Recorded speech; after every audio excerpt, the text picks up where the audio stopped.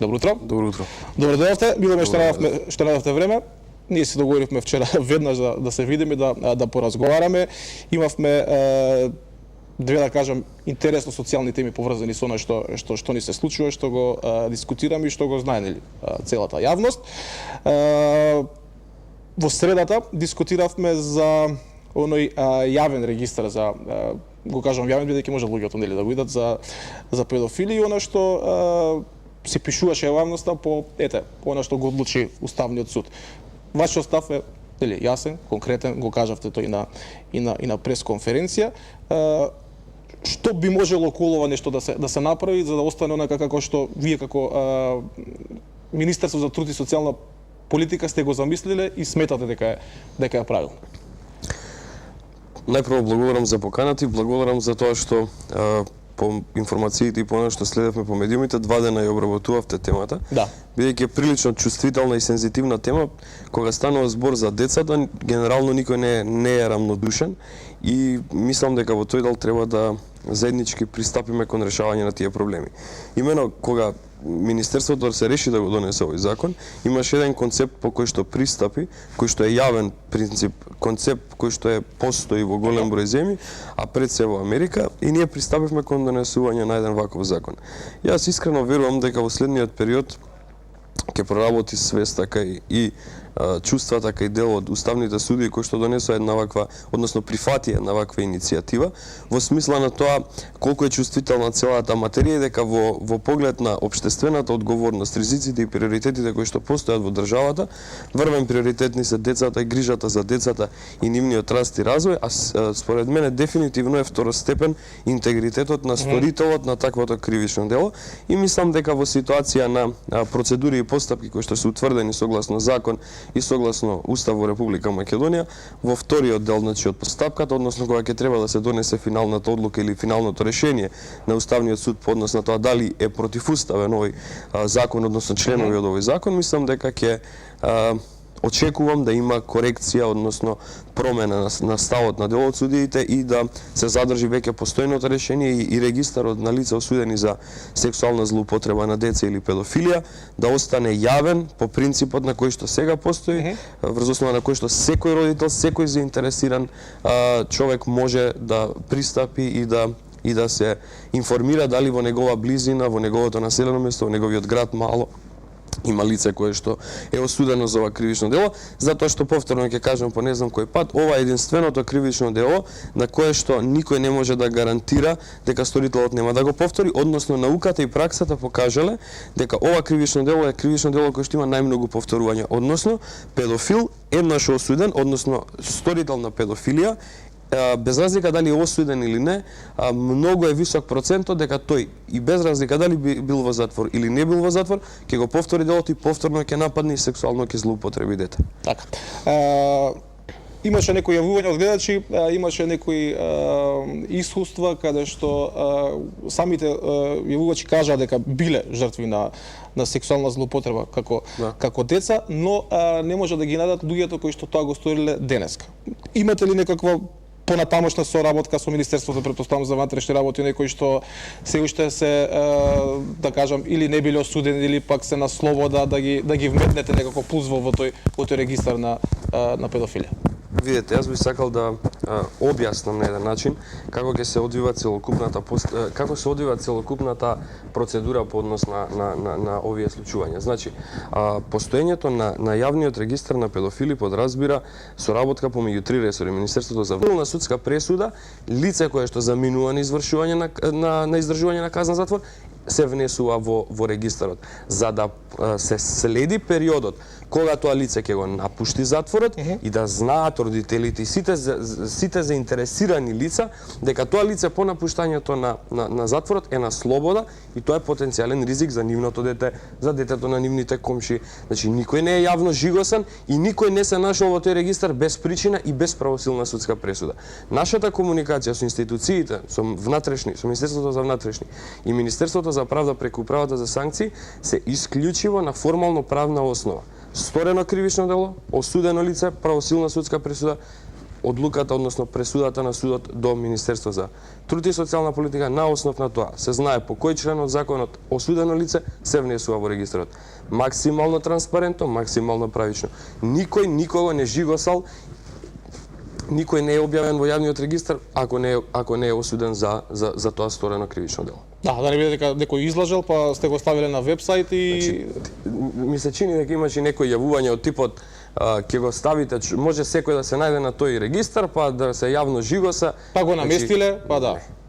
Значи да биде на чисто. Значи вие во текот на еден ден можете да чуете за секого секакви обвиненија, но доколку тоа мора да се докаже во постапка, мора да има правосилна судска пресуда. Од кога судската пресуда ќе стане правосилна, само во тој момент се објавуваат податоците за соодветното лице во јавниот регистар. Така да никој, буквално никој, не е ставен случајно таму. Таму се ставени сторители или соучесници во сторување на кривично дело со правосилна судска пресуда, осудени за кривичното дело сексуална злоупотреба на деца и педофилија. Да, значи да бидеме на чисто и јавноста да знае, тоа е официјално и тоа се податоци кои што може секој да ги провери. Значи, тоа се јавни податоци, тоа не е никаква тајна. Не е тешко за пребарување, се гледа многу добро. Да. Добро, ќе преминеме на друга точка околу социјално загрозените семејства. Знам дека имате некои работи кои што ги превземате, што на што вам ви представувате предизвик, не лично туку како министерство кое што се залага за олеснување на животот. Оваа недела е прилично карактеристична. Денот на семејството беше сега? Да, и покрај тоа што навистина многу се актуализира темата околу педофилијата, оваа е недела на семејството, светска недела на семејството, односно 15 мај е светски ден на семејството. По тој повод ние како ресорно министерство пристапивме за прв пат кон една исклучително интересна акција, односно целокупната заплената роба која што во моментов има Царинската управа. Добро. И Агенцијата за одземен имот во форма на облека, обувки и слично, донесовме одлука на влада да по повод светскиот ден на семејството во наредните 30 дена како месец на семејството биде дистрибуирано на над повеќе од 11.300 социјално загрозени семејства со повеќе деца, семејства со еден родител или згрижувачки семејства. Така. Тоа се семејства кои што згрижуваат најмногу деца, се во најтешка ситуација. Покрај тоа што се социјално загрозени, имаат и голем број членови на домаќинството. На тие семејства ќе им бидат поделени облека и обувки значи комплетно за сите тие семејства. Некаде околу 45.000 граѓани, вклучително и деца од социјално загрозени семејства ќе добијат облека и обувки по повод светскиот ден на семејството, затоа што станува збор за квалитетна роба која што е запленета од страна на лица кои што сакале да се бават со незаконски дејанија. За да истата не се пали, не се уништува, одлучивме како влада да им се даде на социјално загрозените семејства и по тој повод во сабота исто така се организира еден интересен фин хепенинг во градскиот парк во периодот од 12 до 2 часот под покровителство на Министерството за труд ќе се организира мини концерт на кој што ќе настапуваат дечињата од Златно Славече и на кој што ги поканивме сите семејства со своите дечиња да дојдат на една мини забава да заеднички го одбележиме денот на семејството како една од темелните вредности на општеството и една од основите на функционирањето и постоењето и екзистирањето генерално на сите нас, затоа што семејството е основна базична клетка во општеството. Да, ги спомнавме децата, еви семејството, претпоставам дека оние поголемите луѓето кои што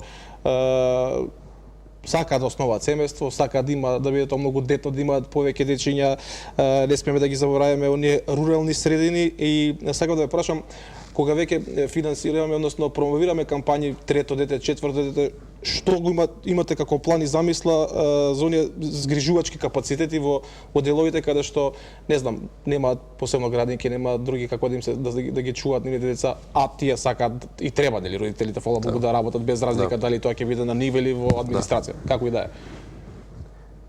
Исклучително голем проблем, посебно за руралните средини, затоа што во руралните средини досега не постоја прифатни капацитети, односно сместувачки градинки, во кои што тие ќе можеа да ги остават своите деца во период посебно кога им беше неопходно нив извршување на определени дневни работни задачи, кои што се различни и специфични, се не се идентични како функционирањето во градовите или во урбаните средини. Затоа одлучивме како влада и започнавме со имплементација на еден, според мен, исклучително хуман проект, а тоа е отварање на мали градинки во рурални средини.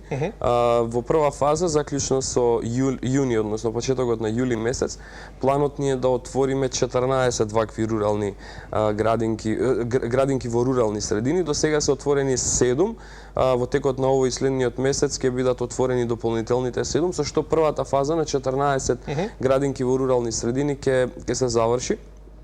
Потоа во второто полугодие од годината ќе пристапиме кон нова тура. Имаме некаде извршено проекција за отприлика 70 локации на кои што ќе бидат реализирани. Тоа се мали адаптирани простори во кои што родителите на соодветен кадар, неговател и воспитувач, во матичното село ќе може да му ги остават во принцип по неколку сати децата, бидејќи голем дел од тие родители вршат земјоделска дејност, додека се на поле или слично, да нивните деца бидат згрижени. Во комуникација со дел од родителите се произнесоа и самите дека нема потреба да преспиваат, да се хранат таму, значи нема потреба од 8-9 часово згрижување, тоа самите го кажа, дека нив од огромно значење им се и тие 3-4 сати и ние затоа и пристапивме. Но и покрај тоа ние имаме и сместувачки капацитет, односно има можност со кревечиња, доколку сакаат дечињата да останат, да преспиат, значи подготвени се за 8 часовно згрижување на децата, но во најголем процент потврдувам дека родителите ги земаат дечињата после 4-тиот, 5-тиот сат, бидејќи нормално им треба и на самите нив адаптационен период во кој што и тие ќе сватат и ќе го прифатат згрижувањето во градинката и функционирањето со другите дечиња. Така. Ќе се завршам на оваа тема. Имаш измени во законот за детска заштита, кажавме згрижување, околу лиценцирање на бебиситерките, тоа исто така на тема која што тогаш кога беше актуелно ја и дискутиравме, но немавме можност да се видиме, да поразговараме нешто околу тоа. За некои нејасноти кои што обично како прашања стигаат до вас и оно што ги интересира луѓето, нели? Знаете како не само во Македонија, во цел свет постои згрижување на деца во домашни услови од страна на соодветни лиценцирани лица кои што тоа ќе го направат. Конечно, секој родител би се запрашал, нели, како родител би се запрашал на кого ќе го оставам своето дете. Треба да имам некаква гаранција и во домашни услови, дома да ми дојде жена негователка која што ќе го чува, треба да знам која е и кој гарантира за квалитетот на услугата што ми ја дава. За прв пат во Македонија воведовме можност да лице самостојно се регистрира со дејност неговател, односно воспитувач во домашни услови. Во сопствени или во услови домашни на странката која што го повикува практично. Врз основа на регистрацијата на регистрацијата како самостојно, како лице кој што ќе врши самостојна дејност, тој ќе достави информација до министерството, министерството ќе води регистар, веќе почнавме со подготовка на тој регистар и потоа ние како ресорно министерство ќе можеме да гарантираме за тие 5, 10, 50, 100 колку и да се пријават такви лица, дека да, тие лица се лиценцирани, затоа што тој кога ќе се пријави, тој ќе помине низ процес на обука, на тренинг и врз основа на таа обука и тренинг ќе полага и ќе се стекне со лиценца за која што ќе гарантира државата, односно владата, дека лицето ги исполнува минимум стандардите да биде згрижувач. За квалитетот на услугата на тоа лице ќе гарантира државата. За сите други кои што по приватна основа ќе си ги ангажираат родителите или семејствата, државата не може да гарантира, затоа што така е и изграден системот и постои секаде во светот. Ова не е нешто што ние го измисливме, кога веќе постојат фини решенија, посебно во Британија, ние се одлучивме да превземеме и адаптираме дел од тоа решение во македонски услови. Значи, за не дај Боже, има кој да превземе одговорност. Тоа ни беше основната цел. Гаранцијата на државата во поглед на згрижувањето на децата. Исто така тема која што ја дискутиравме, која што привлече големо внимание. За жалете, не сите луѓе може да бидат биолошки родители. Така. Посебно се актуализираше со хероот, ќе го наречам, најден и она што се случува со него. Сега има некои новини од она што имав можност да се консултирам со луѓе од кај вас од министерството, значи тука човечкиот фактор за посувување е елиминиран и доаѓа по еден електронски пат ќе се прави сето тоа. Како тоа ќе изгледа електронски? да не знам, не помислат луѓето дека се работи за лутрија па како излекување на бројчиња, туку ќе Да. биде има некои норми, нели? Тоа е многу битно да не се создаде фама дека компјутер определува кој на кого ќе му биде родител. Значи, прво и основно, во изминатиот период постоја многу шпекулации околу незаконско работење на ова поле во рамките Да, на да. Министерството за труд, беше некоја јавна тајна дека не знам има коруптивни активности и ние одлучивме да најдеме начин и систем со кој што тоа ќе го сведеме на минимум. Значи, воведувањето на електронскиот избор на посвоител не подразбира компјутерот да бира кој ќе биде родител, туку самиот родител наведува, односно самиот потенцијален посвоител е тој што се нуди или не се нуди да биде избран. Зашто го велам ова?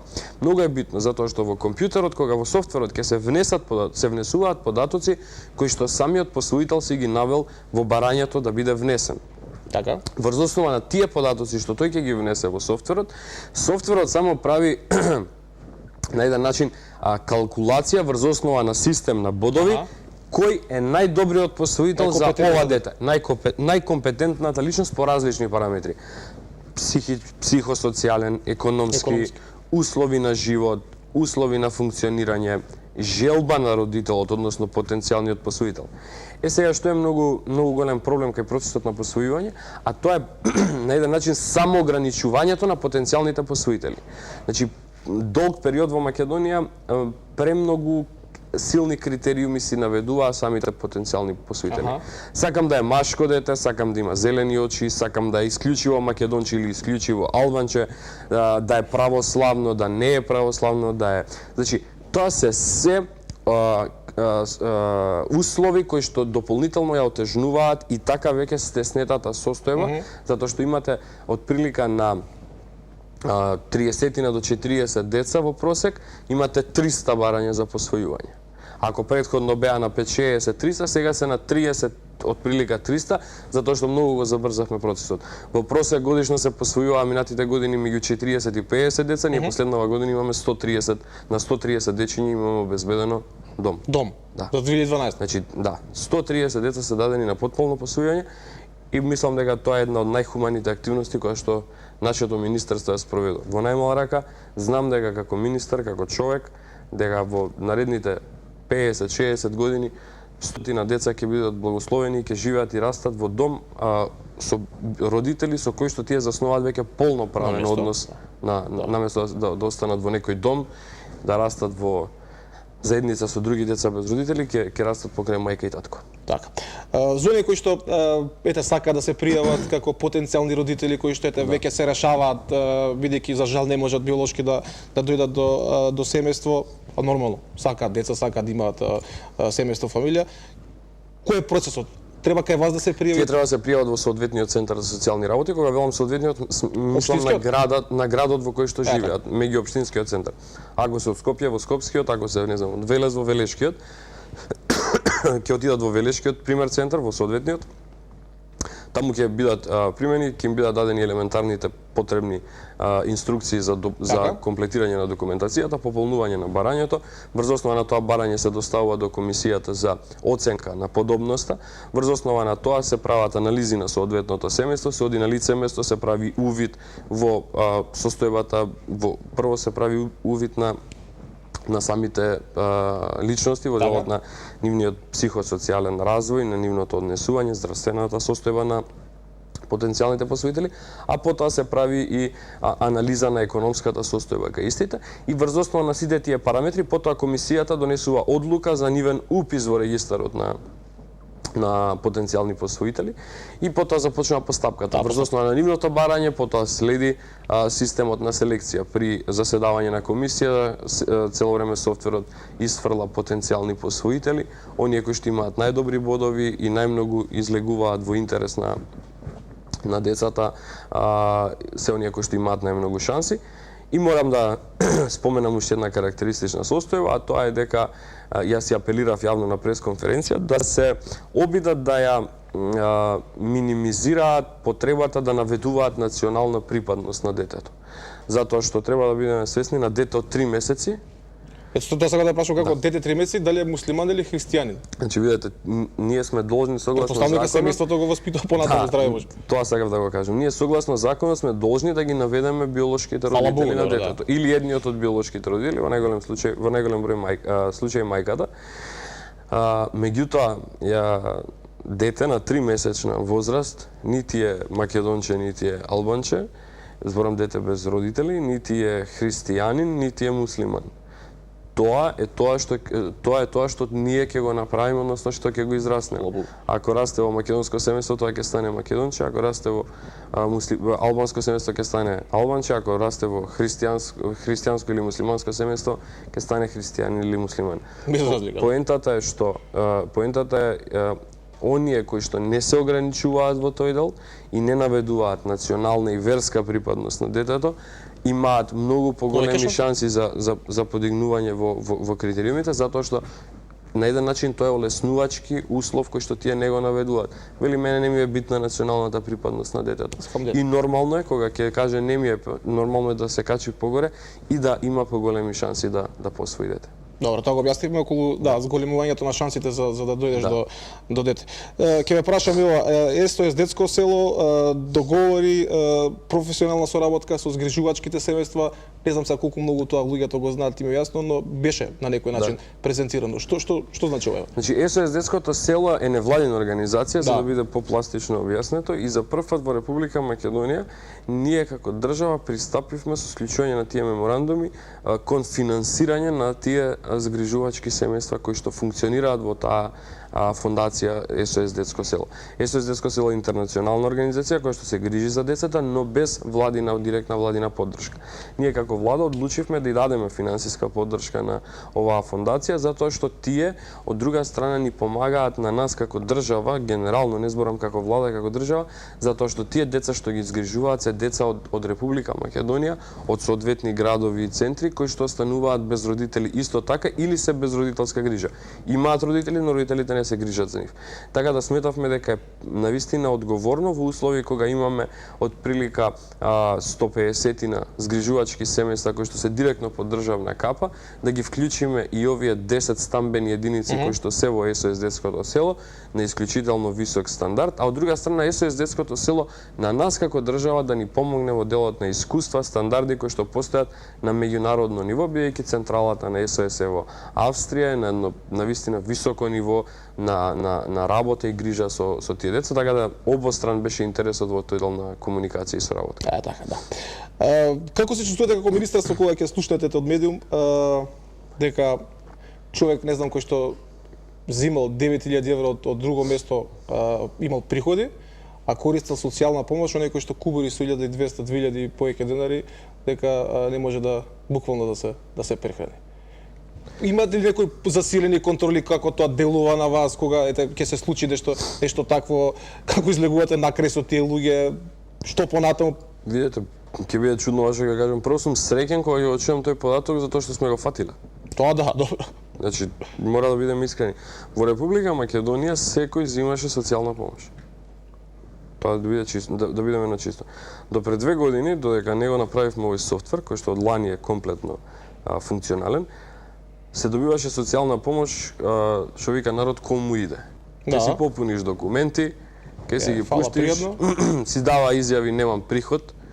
Ние направивме софтвер со кој што сега електронски е поврзан. И сега, ако Спиро Ристовски поднесе барање за социјална помош, имаме софтверско поврзување со управата за јавни приходи, со катастар, со полиција, со фонд за пензиско и агенција за вработување, со да не испуштам сега некои од институциите, најмалку е сега тоа битно, ние генерираме податок. Дали лицето Спиро Ристовски има приходи, дали има земјиште, дали има возила и слично. Софтверски мене ми одговараат сите тие институции.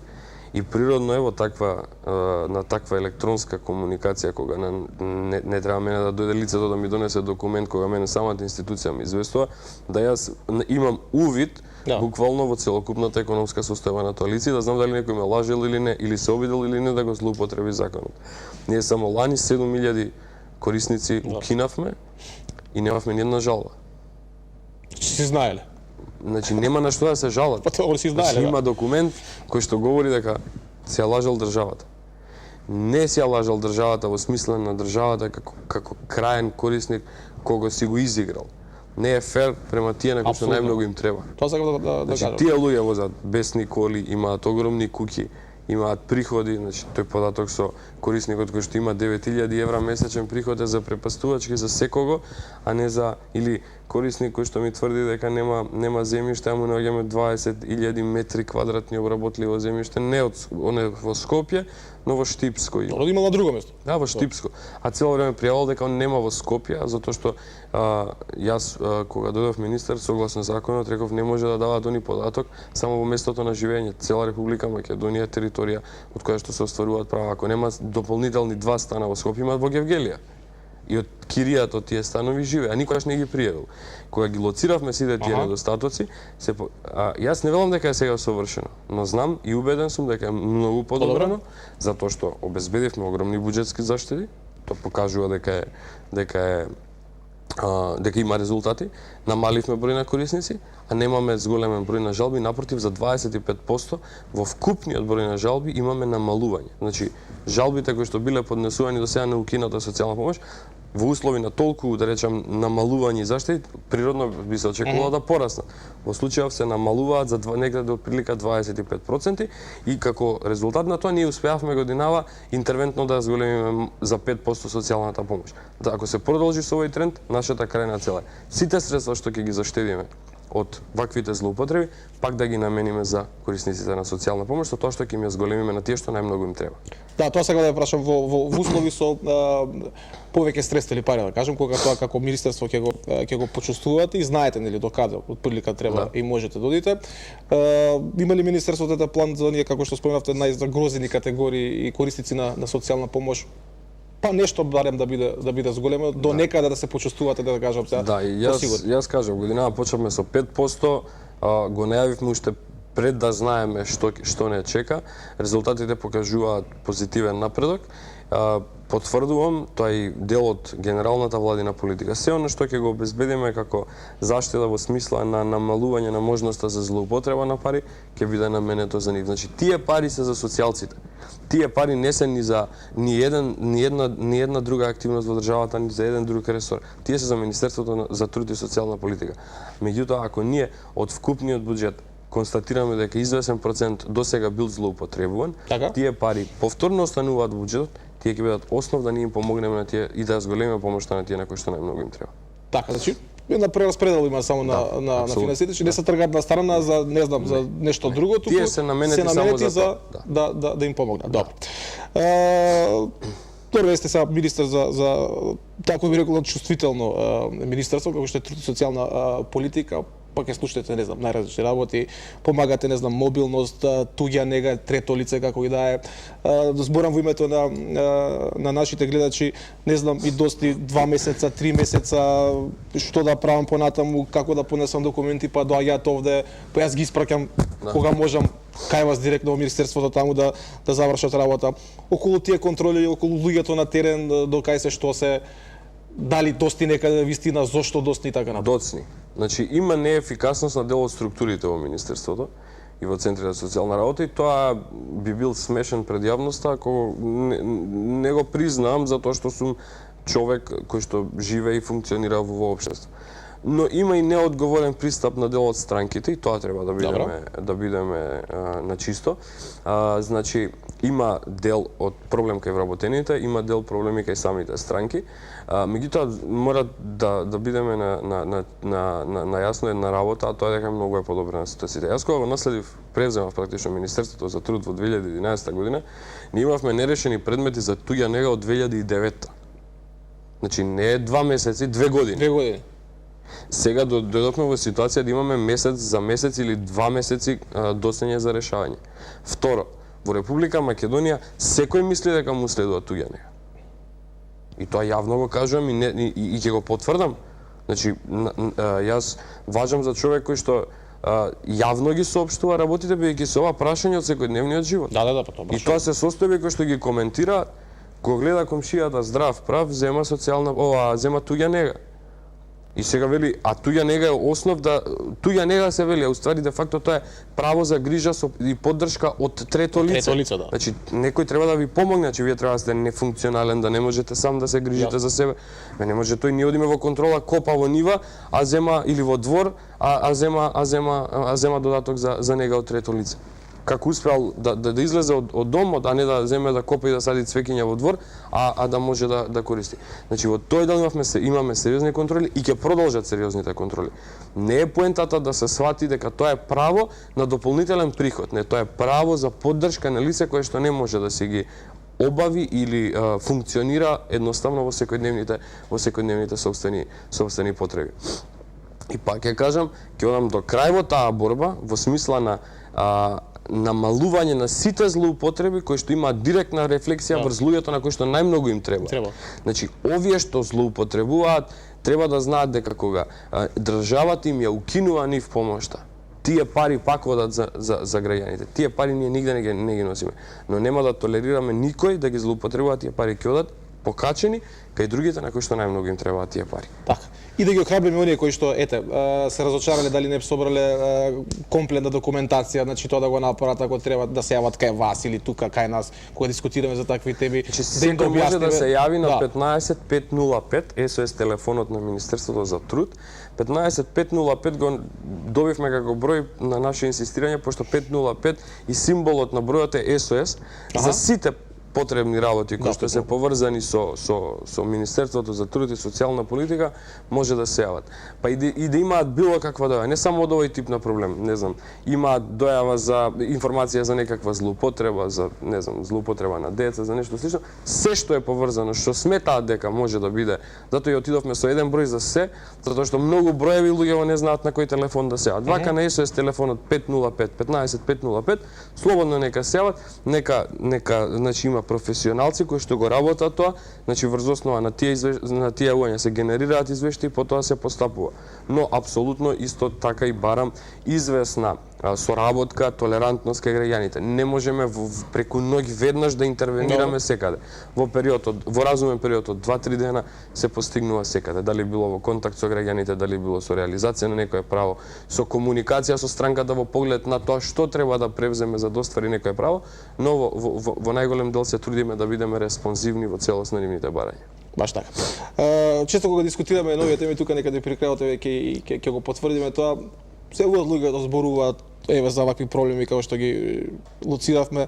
Ама да, ние збориме, ама кој не слуша. Сега јас кажувам, претпоставам дека е така, пошто знам дека е така, дека вие слушате. Ако не ви лично моментално, додека трае емисијата, зборам за ова, дека има луѓе кои што вие вчера кога се доравме кажавте репризата сега ле после полноќ околу нешто Да, има. Значи така го имаме.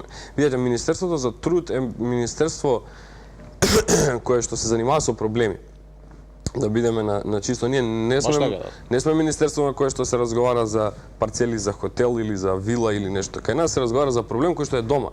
Пензијата дали е исплатена, плата дали е исплатена, дали го избркале некој од работа, дали примил или не примил социјална помош, дали му стигнала туѓата нега или додатокот за мобилност, додатокот за посебниот паричен надоместок. Значи, тоа се состојби кои што се во секојдневниот живот, кои што ти го креираат дневното расположение. Во такви услови ние сме должни да следиме. Сега, не велам дека успеваме се. Има многу медиуми, многу случаеви, многу... Меѓутоа, во најголем број случаеви, дури некогаш во некои коментари слушнав дека сме морале да интервенираме од кога ќе објавил медиум. Ние и понатака ќе интервенираме кога ќе објави медиум. Добро, тоа е нормално. Значи, сакам да кажам дека нас не демотивира тоа што определен медиум нешто ќе објави. Тоа е добро, претпоставам. Апсолутно. Значи, наша е грижата, најмалку ми е мене битно кој го објавил податокот или кој ни го дојавил како проблем. не мора да е на медиум. Луѓето ги гледаат проблемите што се објавени на медиумите затоа што медиумски се покриени, може полесно да стигне како информација до нив. Ние во текот на денот имаме 10, можеби и 20 такви редовни случаи, кои што на нас во текот на еден работен ден ни се случуваат, кај кои што ние интервенираме, ама затоа што не се медиумски обработени, па не делува дека Не се заинтересирани? не сме заинтересирани до тој степен, но ние успеваме, генерално успеваме. Значи активни сме, мораме да ги следиме сите медиуми, социјалните мрежи, постои директна комуникација со нас како министерство, со мене како министер по однос на тие социјални мрежи, за да навремено ги добиеме информациите и да може што побрзо да реагираме во тој дел. Така. Нешто ново што го имате вака како предизвик што ќе го најави некако министерството околу користење на тој човечки фактор, да кажеме, и малце внесување поголема човечност на луѓето во типот на искористување некои бенефиции кои што на пример не им се потребни. Без разлика дали тоа ќе биде изменување во закон на семејството или нешто слично. Ние сега во оваа фаза, значи наш главен приоритет е донесувањето на законот за заштита на работниците од мобинг, кој што е во собраниска процедура, и исто така измените на законот за социјална заштита, во кој што има неколку хумани елементи кои што треба да произлезат, но има и неколку елементи кои што треба да го зголемат стандардот на работа во центрите за социјална работа, директно за вработените и за директорите, и овозможувањето на вклучувањето на социјалците во рамки на сезонска работа, бидејќи е карактеристично летен период за сезонски активности. Така да овој период воглавном ќе се занимаваме со овој дел од предвидените активности, а сепак сме министерство кое што се карактеризира со многу непредвидени состојби, така да ќе видиме, но воглавном овие три приоритети ни се за следните неколку месеци главен ангажмент.